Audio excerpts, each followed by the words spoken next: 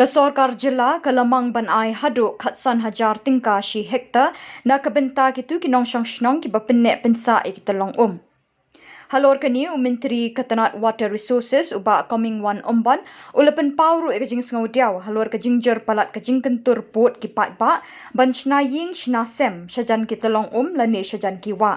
Shushu ulo ongru ba ka Sorkar ka bu ahkmat ban Peit ki Tyllong bakinum syakta wat habawan ki kampen roiru henry ban pentikena ban yada bat ban Pynneh yaki. You see, even the government also we have the scheme to protect all the catchment area of the water bodies. We have the scheme around 15,000 per hectare. We can keep to the people to protect the forest, to protect everything in the catchment area. The step the government has already, I have already replied, no, we have the scheme 15,000 per hectare to keep to the people of the state to protect the catchment. That is the step, the first step we taken from the government.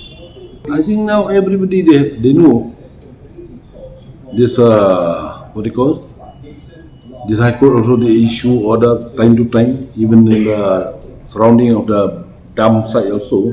So many construction is coming out. Then the people they're trying to construct maybe to respond and all, no, but they affect the water bodies like Umyam.